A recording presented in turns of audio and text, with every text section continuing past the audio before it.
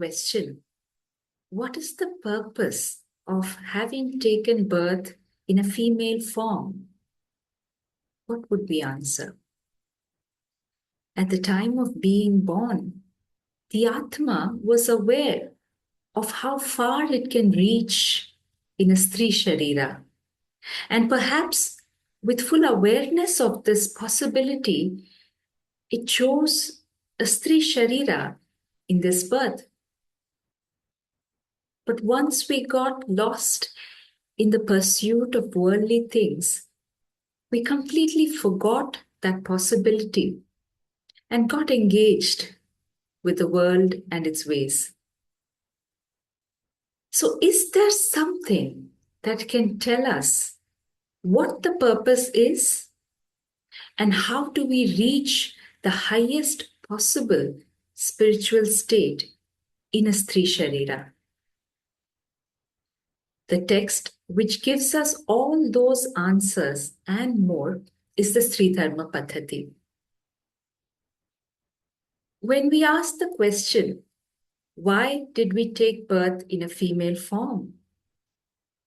We only need to remember the few instances that are mentioned in the stories of great saints as well as in the Puranas, of men also consciously choosing a female body to achieve some purpose.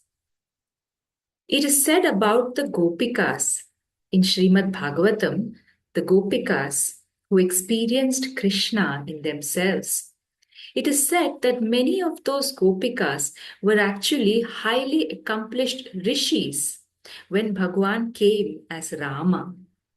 When he and Sita Devi were in the Dandaka Aranya, these rishis looked at Ma Sita and the bliss that she was experiencing through Prema Bhava with Sri Rama, and they desired the same. You see, these were great yogis, great rishis who had attained the heights of spiritual practices possible with the Purusha Sharira. And they still felt that something is missing. I have not yet experienced the full totality of divine experiences. So they, with the blessings of Sri Rama, in the subsequent avatar as Sri Krishna, those very rishis were said to have been born as Gopikas.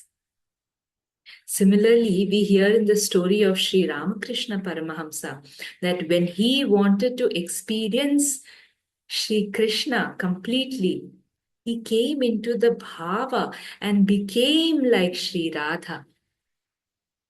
Because only in that form can you experience the sweetness of the divine. A yogi may experience the power and the glory of the divine, but it is in the Stri Sharira and with the bhava of Stritvam that we can experience the sweetness of Bhagwan. It is also similarly said of the great saint from Karnataka, Sri Basavanna, that he wanted to worship and experience Shiva as a woman.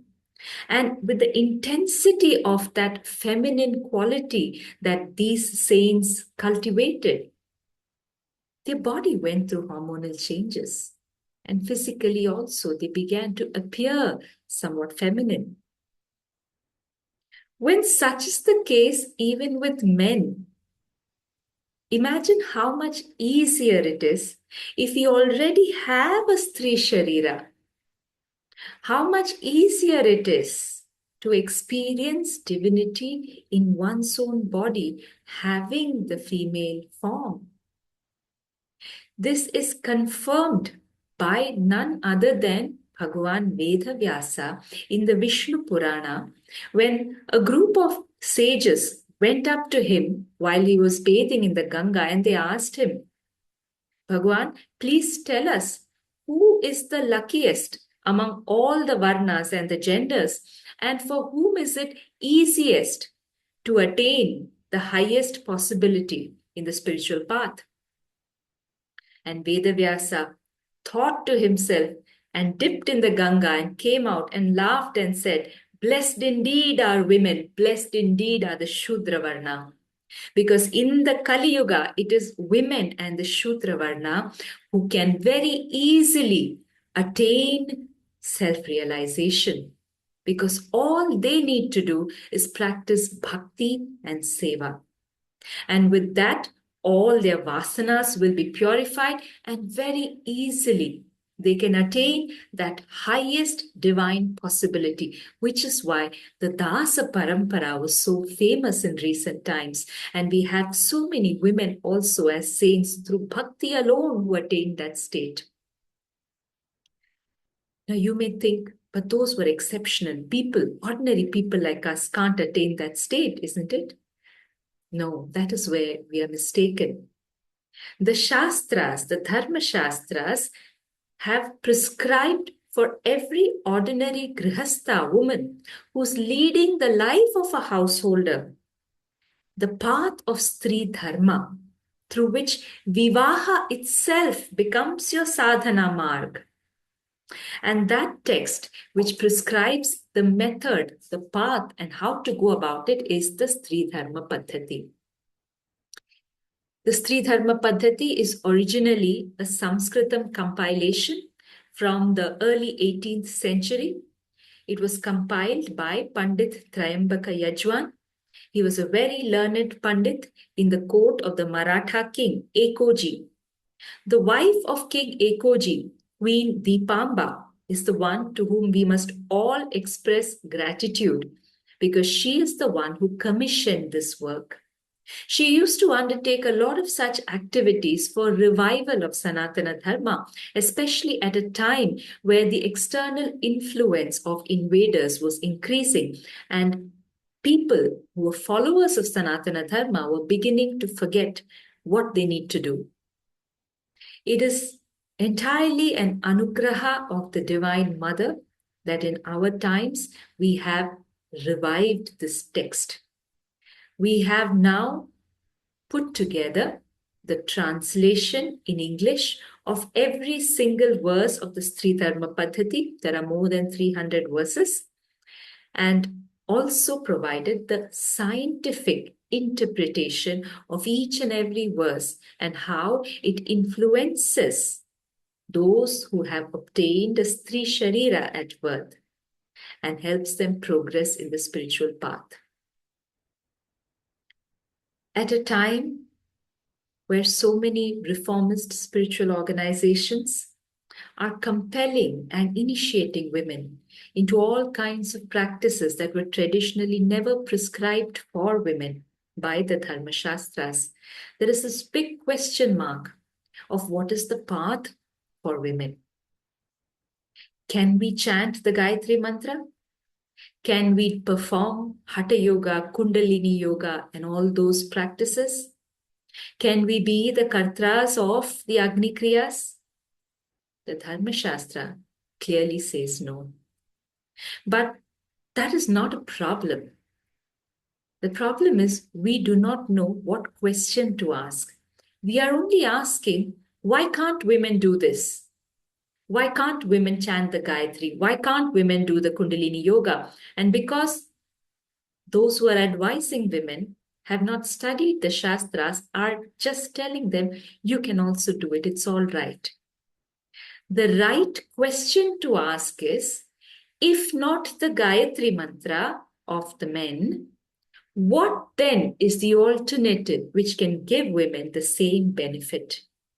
If not Kundalini Yoga or Hatha Yoga or Ashtanga Yoga, what then is the alternative prescribed for women which will give them the same experience of the Kundalini without hampering the biological functioning of the Stri Sharira? That is the way to ask the question. And if we ask the question like that, we would arrive at the Stri Dharma Paddhatih. This is not a lesser path in any way, because by following the rules of the Dharma Shastras compiled in the Stri Dharma Paddhatih, women can reach the same goal that men do without experiencing physical or emotional trauma or difficulties that we typically do when we blindly follow the path prescribed for men. In the olden days, it was always known, and this is also mentioned in some of the Upanishads, that those who initiate and teach others, it is not enough if they are a Brahmanishtha, that is, if they are self-realized, it is not enough. They should also be very well versed in the Vedas and the Shastras. And especially when they teach others, those teachings must be in accordance with what is prescribed in the Dharma Shastras. By following the rules that are prescribed in the Dharma Shastras, every person of every varna and gender can attain the highest spiritual possibility in this very birth without putting their body at risk.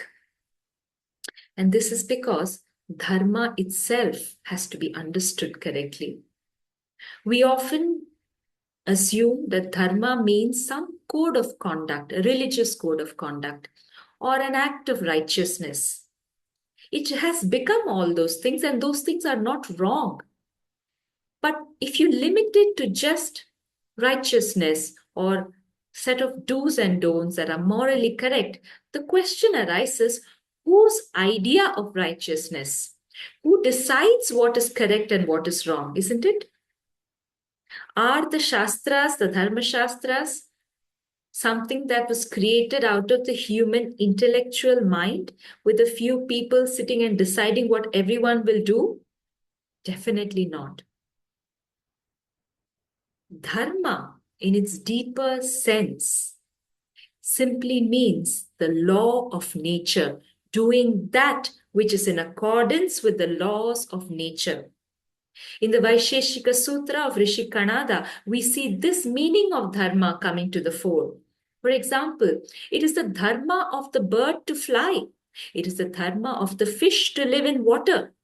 If you apply the dharma of a bird to a fish, the fish's physical body and its environment are not conducive to following the dharma of a bird, and vice versa.